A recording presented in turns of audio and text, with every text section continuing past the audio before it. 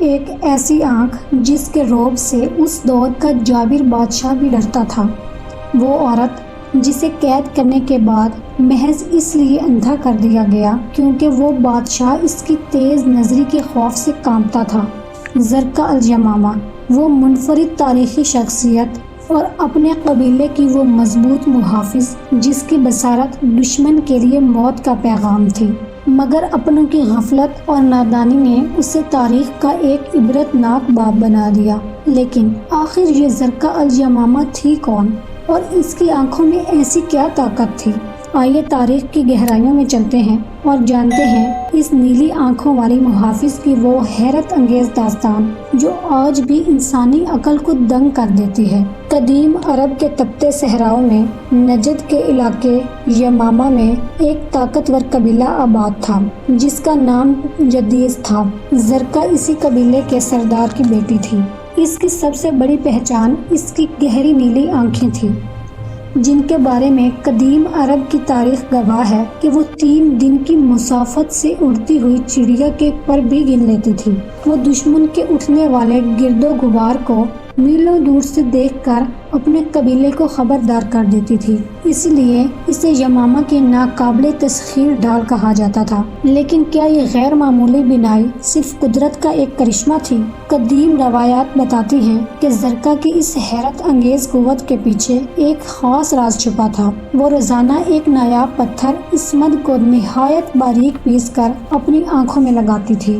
یہ وہ خاص سرما تھا جس نے اس کی نظر کو اس قدر تیز کر دیا تھا کہ وہ ریگستان کی دھول کے پیچھے چھپے دشمن کے ارادوں کو بھی بھانپ لیتی تھی۔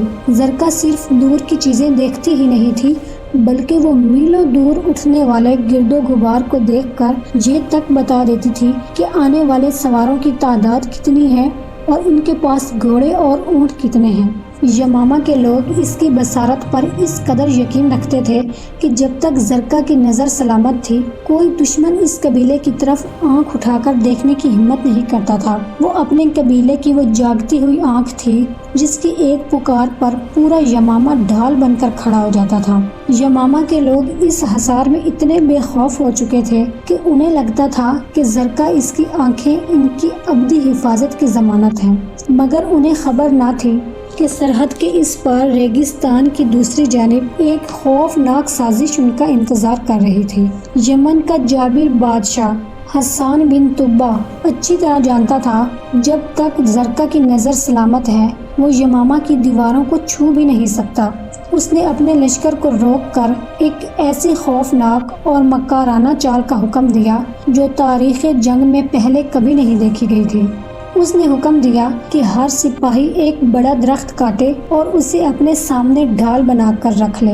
ریگستان کے تپتے میدان میں ہزاروں سپاہی ان درختوں کے پیچھے چھپ گئے اور خاموشی سے انچ در انچ یمامہ کے شہر کی طرف بڑھنے لگے۔ زرقاء نے میلوں دور افق پر نظر دوڑائی تو اس کی آنکھیں دنگ رہ گئی۔ اس نے اپنی قوم کو جھنجھوڑ کر خبردار کیا، اے میری قوم، ہوشیار ہو جاؤ، میں دیکھ رہی ہوں کہ صحرا میں درخت چل کر ہماری طرف آ رہے ہیں۔ زرقاء کی آواز میں ایک عجیب سی تڑپ اور خوف تھا۔ وہ بار بار اپنے قبیلے کو پکار رہی تھی، مگر تاریخ کا المیہ دیکھیے، یمامہ کے وہ لوگ جو کل تک اس کی آنکھوں پر فخر کرتے تھے آج اسی کی بصارت کا مذاق اڑانے لگے۔ قوم کے سرداروں نے ہنستے ہوئے کہا، اے زرقاء، شاید ریگستان کی تپتی دھوپ نے تیری عقل پر پردہ ڈال دیا ہے۔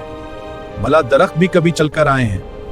تو بری ہو چکی ہے اور تیرا وہم اب تجھے ڈرا رہا ہے۔ پھر وہی ہوا جس کا خوف زرقاء کو تھا۔ دشمن نے سوتے ہوئے شہر پر قہر بن کر حملہ کر دیا۔ دیکھتے ہی دیکھتے یمامہ کی وہ گلی کوچوں کی رونقیں راکھ کے ڈھیر میں بدل گئی۔ یمامہ کا وہ غرور اور وہ قلعہ جسے زرقاء کی نیلی آنکھیں برسوں سے ایک ڈھال بن کر بچاتی آئی تھی، محض ایک رات کی غفلت نے اسے تاریخ کے قبرستان میں دفن کر دیا۔ یمامہ کی وہ روشن آنکھیں ہمیشہ کے لیے بجھا دی گئیں۔ جب زرقاء یمامہ کو جابر بادشاہ کے سامنے لایا گیا تو اس نے محض اس لیے اس کی آنکھیں نکلوا دی کیونکہ اسے ڈر تھا کہ وہ قید میں رہ کر بھی اپنی نظر سے اس کے تخت کو نقصان پہنچا سکتی ہے۔